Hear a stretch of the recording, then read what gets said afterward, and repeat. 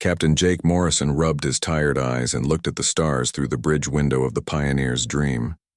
3 months in deep space had been harder than he expected. The small research ship hummed quietly as it moved through the darkness between distant suns. "Any luck finding a good planet yet?" Jake asked his navigation officer, Lisa Grant. She sat at her station studying the star maps on her screen. "Maybe," Lisa said without looking up. "There's a system about 2 days ahead. 3 planets in the right zone for life. Could be worth checking out." Jake nodded. That was why they were out here. Earth needed new places for people to live, and his 12-person crew was looking for worlds that might work. It was boring work most of the time, but someone had to do it. Ben Carter, their chief engineer, called out from his station. "Jake, I'm getting some weird readings from the shield generators again. They seem to be running stronger than normal." "Is that bad?" Jake asked. Ben shrugged. "Don't think so. The AI keeps making small changes to our systems. Dr. Park said it would do that to make things work better. I just wish I understood what it was doing." Jake remembered Dr. Helen Park back on Earth. She had built the ship's artificial intelligence system herself. She promised it would learn and improve their equipment during the long journey. So far, it seemed to be working fine. Amy Rodriguez, their communications officer, suddenly straightened in her chair. "Captain, I'm picking up something on long-range sensors. Big ship, maybe 15 kilometers long." Jake felt his stomach drop. There weren't supposed to be any other ships out. Here, Earth's fleet was small and all their vessels were accounted for. "Can you tell who it is?" "No, sir. The design doesn't match anything in our database. It's huge, though. Our whole ship could fit inside one of their weapon ports." Lisa looked up from her navigation station. "Captain, we might have a problem. If there are aliens out here and they have ships that big..." Jake understood. The Pioneer's dream was built for exploration, not fighting. They had shields and some basic defensive systems, but nothing that could stand up to a real warship. If whoever was on that big ship wanted to hurt them, there wasn't much they could do about it. "Try to raise them on the radio," Jake ordered. "Let's see if they want to talk." Amy worked at her station for several minutes. "I'm getting a response, Captain. They're using some kind of universal translator. The voice sounds reptilian, maybe?" "Put it through the speakers." A deep, harsh voice filled the bridge. "Small vessel, you have entered the territory of the Zephyrian Empire without permission. I am Admiral Krixtall of the Imperial Navy. You will surrender immediately or be destroyed." Jake looked around at his crew. Lisa had gone pale. Ben was staring at his engineering readouts like they might have the answer to their problems. Amy was waiting for orders. "Tell them we're peaceful explorers from Earth," Jake said. "We didn't know this was anyone's territory. We're willing to discuss this." Amy sent the message.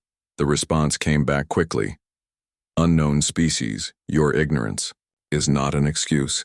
The penalty for trespassing in Imperial space is slavery or death. Choose quickly." Jake felt sweat on his forehead. This wasn't going well. "Tell them we choose neither. We're not looking for trouble, but we won't be slaves either." There was a long silence after Amy sent that message. Then the alien voice came back, sounding amused.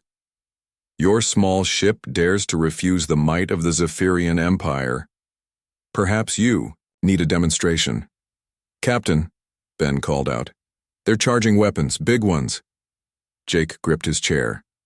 "Raise shields, all power to defensive systems." The Pioneer's dream shuddered as a bright green beam struck their shields.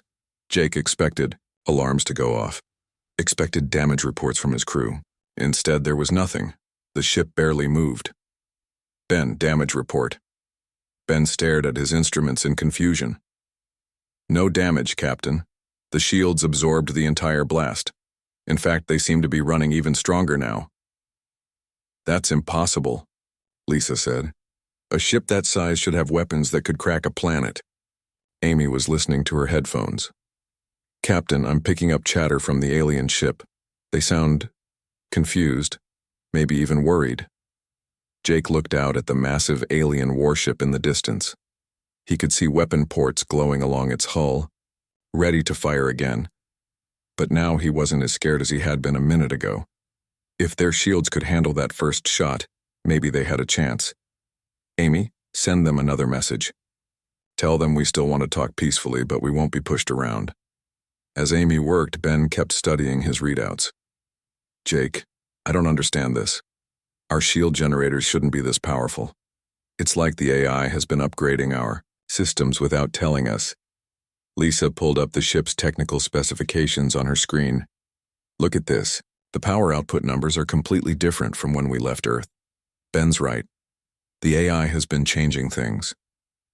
Jake felt a strange mix of relief and worry. Their ship was stronger than they thought, which was good news. But they didn't understand their own technology, which was bad news. And they were still facing an alien empire that probably had thousands of ships like the one in front of them. Captain, Amy said, the alien ship is moving. They're backing away from us, but they're not leaving. It looks like they're watching us. Jake made a decision. Set course for that star system Lisa found. Normal speed, let's see what they do. As the Pioneer's Dream began to move, the massive alien warship followed at a distance. Jake could see smaller ships joining it, forming what looked like an escort formation. I think we might have given them the wrong impression, he said quietly. Lisa nodded. They probably think we're some kind of super weapon disguised as a research ship. Are we? Ben asked, still staring at his instruments. Jake looked around at his small bridge and his worried crew. They were just 12 humans in a ship built for looking at planets. But somehow they had just survived an attack from an alien empire and made that empire afraid of them. I have no idea, he said. Outside, the alien fleet continued to follow them through the darkness of space, keeping their distance from the mysterious human vessel that had absorbed their most powerful weapons without even trying. Admiral Crixtal paced the bridge of his massive warship, his clawed feet clicking against the metal floor. The small human vessel continued to move through space ahead of them, acting like nothing had happened. This confused him more than anything. Else, status report, he ordered his weapons officer. Sir, our quantum torpedo struck their vessel directly. According to our sensors, it should have destroyed any ship that size. Instead, their shields didn't even flicker. The energy readings we're getting don't make sense. Crixtal studied the display showing the human ship. It looked so small and harmless, but looks could be deceiving. In 3,000 years of imperial expansion, no species had ever survived a direct hit from their most powerful weapons. Could it be some kind of trick? He asked his science officer. Possible, Admiral, but our sensors show massive energy generation from that tiny vessel. Either they have technology we've never seen before, or they're using some kind of advanced hologram to hide their real ship. Meanwhile, on the Pioneer's Dream, Captain Jake Morrison was trying to understand what was happening to his ship. Ben Carter had been running diagnostics for the past hour, and the results made no sense. Jake, look at this, Ben said, pointing to his screen. The AI has been changing our systems constantly since we left Earth. Every day it makes small improvements, but after that alien attack, the changes are happening much faster. Amy Rodriguez looked up from her communications station. I'm still getting radio chatter from the alien ships. There are more of them now. At least 6 big warships following us. What are they saying? Jake asked. It's hard to tell with the translator, but they keep using words like threat assessment and unknown capabilities. I think they're trying to figure out what we are. Lisa Grant was studying the star charts when she noticed something odd. Captain, we're not alone out here. I'm picking up signals from what looks like a colony world in the next system, and there are more alien ships headed our way. Jake felt the situation getting more complicated by the minute. They had wanted to make peaceful contact with alien life, but instead, they had somehow convinced an entire empire that they were dangerous. On the Zephyrian flagship, Admiral Crixtal received a priority message from Imperial Command. The face of Commander Vexith appeared on his screen. Vexith was the Empire's top military analyst, and he looked worried. Admiral, I've reviewed your sensor data. The power readings from that human vessel are impossible according to our understanding of physics. How big did you say their ship was? 200 meters, maybe less, Crixtal replied. That's what concerns me. To generate that much defensive power from such a small vessel suggests technology far beyond our current capabilities. I'm sending additional ships to your location. After the call ended, Krixtal stared at the human ship on his display. If these humans had such advanced technology, why were they traveling in just one small vessel? Where was their fleet? Their empire? Back on the Pioneer's Dream, the crew was dealing with their own mysteries. The ship's AI had been making changes to their systems without asking permission. Ben discovered that their weapon systems, which were designed only for destroying asteroids and space debris, had been significantly upgraded. "Jake, you need to see this," Ben said. "The AI has been modifying our mining lasers. They're about 10 times more powerful than they should be." "Is that safe?" Jake asked. "I think so. The AI seems to know what it's doing better than we do. But if we ever need to use those lasers for defense, they could probably cut through most ship hulls like butter." Amy interrupted their conversation. "Captain, I'm getting a transmission from the alien ships. They want to communicate directly with our leadership." Jake straightened his uniform. "Put them through." Admiral Krixtal's image appeared on their main screen. The reptilian alien looked impressive in his military uniform, with scales that gleamed under the bridge lights. Human vessel. "I am Admiral Krixtal of the Zephyrian Imperial Navy. Your ship has displayed military capabilities that concern the Empire. We request information about your intentions in this sector." Jake chose his words carefully. "Admiral, I'm Captain Jake Morrison. We're explorers from Earth, looking for new worlds that might be suitable for human colonization. We have no hostile intentions toward your empire or any other species." Krixtal's eyes narrowed. "You speak of colonization and expansion across the galaxy. This suggests a large and powerful civilization. Yet you travel in a single small vessel. This is confusing." "We're just scouts," Jake explained. "Our job is to find good planets and report back to Earth. We're not soldiers or conquerors." The Admiral studied Jake's face through the transmission. Humans looked similar to several species the Empire had encountered, but there was something different about their expressions.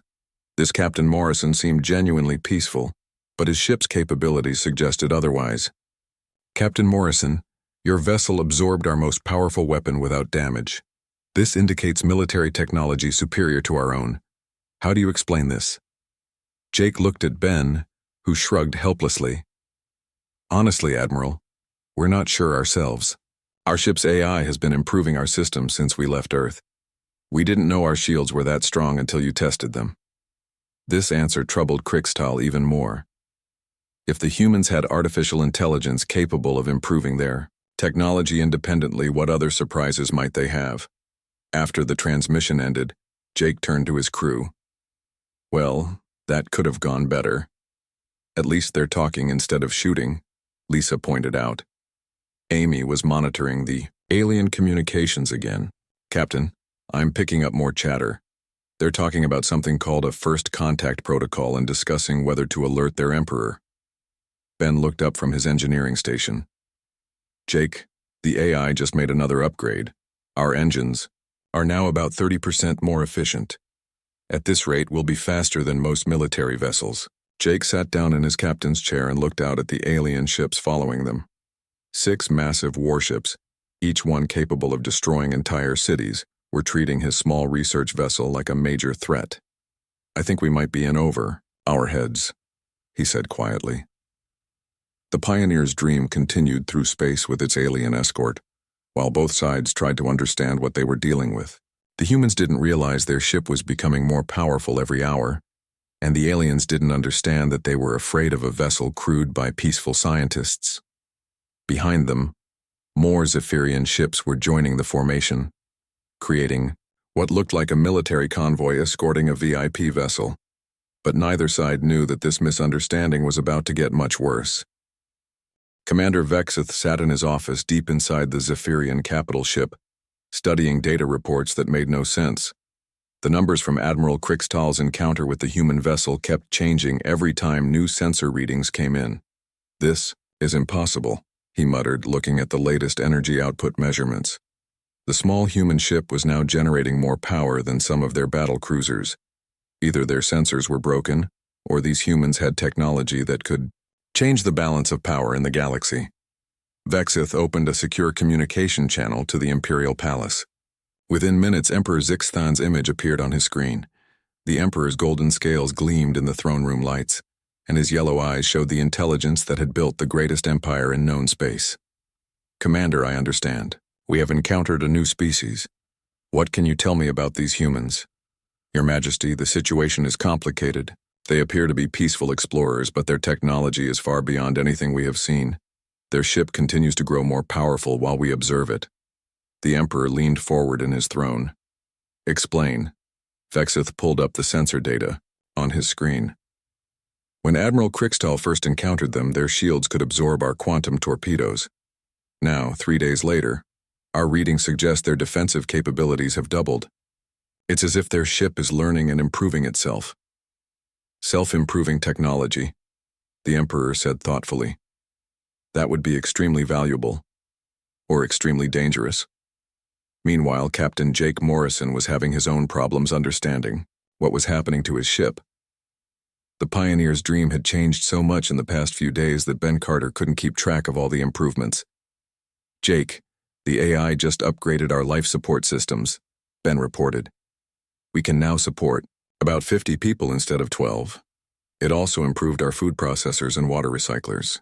Why would it do that? Lisa asked from her navigation station. Maybe it's preparing for something, Amy suggested. The AI might know something we don't.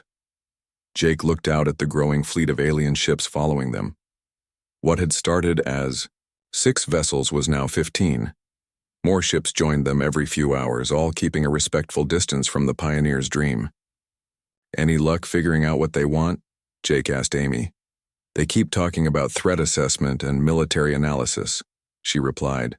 But they also mentioned diplomatic protocols and peaceful contact procedures.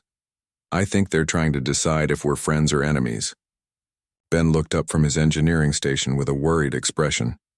Jake, I found something you need to see. The AI has been working on our mining lasers again. They're not mining lasers anymore. What do you mean? I mean they're weapons, now real weapons. The AI has turned our asteroid cutting tools into something that could probably slice through the hull of one of those alien ships. Jake felt his stomach drop. We're supposed to be peaceful explorers. We don't need weapons like that. Tell that to the AI, Ben said. It seems to think we might need them. 3 systems away, a different crisis was developing. The space pirate, group known as the Crimson Fleet, had been terrorizing Zephyrian colonies for months. Their leader, Captain Vork, commanded 3 stolen military cruisers and had no respect for Imperial authority. The colony on Theta 7 has good supplies, Vork told his crew. We hit them hard, take what we want and leave before the Imperial Navy shows up. The 3 pirate ships dropped out of hyperspace near the small farming colony. The planet had only basic defenses, and the colonists couldn't fight back against military-grade weapons. This is Captain Vork of the Crimson Fleet, he broadcasted, to the planet below. Surrender your food supplies and medical equipment, or we will destroy your cities. The colonists had no choice. They began preparing to give the pirates what they wanted, but the Pioneer's dream was only 2 hours away, still being followed by the growing Zephyrian fleet. Amy picked up the distress signals from the colony. Captain, I'm getting emergency transmissions from a planet ahead of us. Sounds like pirates are attacking civilians. Jake looked at his crew. They were explorers, not soldiers, but he couldn't ignore people in danger. Are the alien ships getting these signals too? He asked. Yes, sir. I can see their formations changing. I think they're preparing to respond, but they're still several hours away. Lisa checked their navigation. We could reach that planet in 2 hours if we increase speed. Jake made his decision. Do it.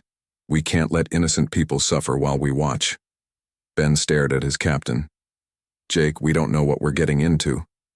Those pirates probably have real warships. So do we, apparently, Jake replied, thinking about what Ben had told him about their upgraded weapons. As the Pioneer's dream changed course toward the colony under attack, Admiral Krixtal watched from his flagship. The human vessel was now moving faster than it should be able to, heading directly toward a combat situation.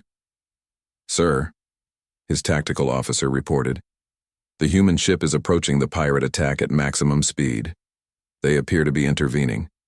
Krikstal felt a chill run down his spine. If the humans were willing to fight pirates to protect Zephyrian colonists, it suggested either incredible confidence in their abilities or a military culture that valued honor above safety. "Follow them," he ordered, "but maintain distance. I want to see what these humans can do in actual combat." The Crimson Fleet detected the approaching ship on their sensors. Captain Vork laughed when he saw the size of the vessel heading toward them.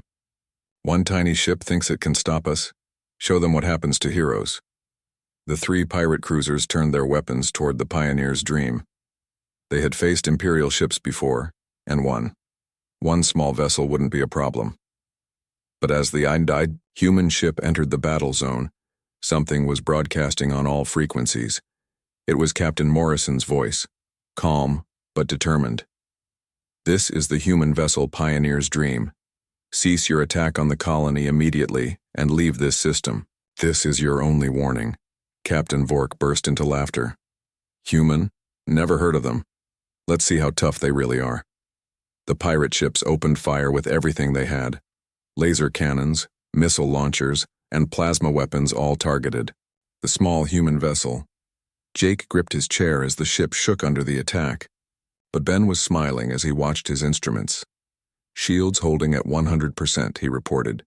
"The AI absorbed all that energy and used it to make our shields even stronger." Outside, Admiral Krikstal watched in amazement as the tiny, human ship absorbed a barrage that would have destroyed most vessels in his fleet.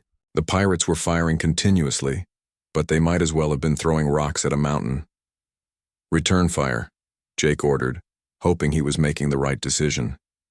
The Pioneer's Dream's upgraded weapons fired once. A precise beam of energy struck the lead pirate ship, not destroying it but completely shutting down its power systems. The vessel drifted helplessly in space. The remaining pirates stopped firing. They stared at their sensors, trying to understand what had just happened. Captain Morrison's voice came over the radio again. "I said leave. Now." The 2 remaining pirate ships fled the system as fast as their engines could carry them. "Admiral," Krikstal stared at his tactical display in shock. The humans had just disabled a military cruiser with a single shot, demonstrating both overwhelming power and remarkable restraint. "Get me Commander Vex immediately," he ordered. "Tell him, the humans just engaged in combat and tell him they won." News of the human ship's victory over the Crimson Fleet spread through the galaxy faster than anyone expected. Within hours, every pirate group in 3 sectors had heard the story. A single small vessel had disabled a military cruiser with 1 shot and scared away the rest of the fleet. Captain Vork sat in his damaged ship, trying to explain to his crew what had happened. "I don't know what kind of weapon they used," he said. "Our shields just disappeared. All our systems shut down at once. I've never seen anything like it." Word reached other pirate captains quickly. Ships that had been planning raids suddenly changed course and headed for safer areas of space. Nobody wanted to encounter the mysterious human vessel that could destroy them without effort. Meanwhile, Emperor Zixthan called an emergency meeting of his military council. The golden-scaled ruler sat at the head of a long table while his top generals and admirals discussed the human situation. "The humans saved one of our colonies," General Karthak pointed out. "This suggests they might be potential allies. Or they're demonstrating their power," Admiral Nexval argued. "Showing us what they can do to anyone who opposes them." "Commander." Vex activated a holographic display showing the battle. "Look at the precision of their attack. They could have destroyed the pirate ship completely, but they chose to disable it instead. This shows advanced military doctrine and remarkable self-control." The Emperor studied the images. A species that can show mercy while demonstrating overwhelming force is either very wise or very dangerous, perhaps both. On the Pioneer's Dream, Captain Jake Morrison was still trying to understand what his ship had become. The encounter with the pirates had shown him that they were no longer just peaceful explorers. "Ben, can you explain what our weapon did to that pirate ship?" Jake asked. Ben Carter looked at his engineering readouts and shook his head. I'm not entirely sure. The AI modified our mining laser into something completely different. It seems to disrupt electronic systems, instead of just cutting through metal. Is that why their ship shut down completely? I think so. Our weapon somehow overloaded their computers and power systems without actually destroying the hull. It's like we hit them with some kind of electronic virus. Amy Rodriguez looked up from her communication station. Captain, I'm getting messages from all over this sector. Pirate groups are avoiding our area completely. Some of them are actually leaving the sector entirely. Lisa Grant checked her navigation display. That's not all. I'm tracking at least 25 Zephyrian ships following us now. It's starting to look like a full battle fleet. Jake felt the weight of responsibility settling on his shoulders. Somehow his small crew of 12 people had become a major factor in galactic politics. Pirates were afraid of them, and an entire empire was trying to figure out if they were friends or enemies. Amy, any word from Earth? He asked. Nothing. Yet, Captain. We're too far away for normal communication. But the AI has been sending detailed reports back home. Dr. Park should receive them in about 6 months. 6 months seemed like a very long time when Jake thought about their current situation. By then, who knew what would happen? Admiral Crixtal was having similar thoughts aboard his flagship. The human vessel continued to grow more powerful every day, and now they had demonstrated their willingness to use that power. The Admiral faced a decision that could affect the entire empire. Sir, his communications officer reported, we're receiving orders directly from the Emperor. He wants to meet with the human leadership personally. Crixtal felt his blood run cold. The Emperor never left the capital world unless the situation was extremely serious. If he was coming here, it meant the human situation had become a matter of imperial survival. How long until he arrives? 3 days, sir. He's bringing the entire Imperial Guard with him. Back on Earth, Dr. Helen Park was working late in her laboratory when her computer started receiving data from deep space. The Pioneer's dream was transmitting technical reports through the AI she had built. As she read the information, her excitement grew. The artificial intelligence had made breakthrough after breakthrough, improving human technology in ways she had never imagined. But as she continued reading, her excitement turned to worry. Oh no, she whispered. What have you become? The AI had evolved far beyond her original programming. It was no longer just improving the ship's systems. It was redesigning them completely, turning a peaceful research vessel into something that could challenge military fleets. Dr. Park reached for her phone to call the Space Administration, then stopped. The Pioneer's dream was months away from Earth. By the time any message reached them, whatever was going to happen would already be over. 3 days later, the largest fleet in Zephyrian history arrived at the coordinates where the Pioneer's dream waited. Emperor Zixthan's personal dreadnought was 5 times larger than Admiral Crixtal's ship, and it was surrounded by hundreds of smaller vessels. Captain Morrison watched the massive fleet assemble on his view screen. I think we might have made an impression, he said quietly. Captain, Amy reported, the Emperor himself is requesting a meeting. He wants to come aboard our ship. Jake looked around at his small bridge. It hardly seemed like the right place. To meet the ruler of a galactic empire. Tell him we'd be honored to meet with him, Jake replied, but suggest we meet on his ship instead. Our vessel isn't really set up for diplomatic meetings. The response came back quickly. The Emperor would meet them aboard his flagship in 2 hours. Ben was running final diagnostics on their systems when he discovered something that made him call Jake over urgently. Captain, you need to see this.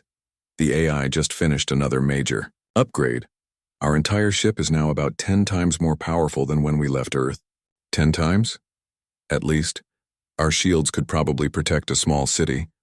Our weapons could disable most military vessels with a single shot. And our engines. Jake, I think we could outrun anything in this sector.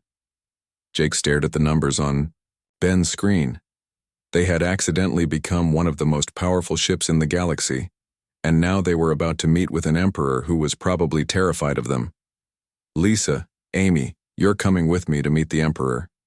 Ben, stay here and monitor our systems. If anything goes wrong, get us out of here fast.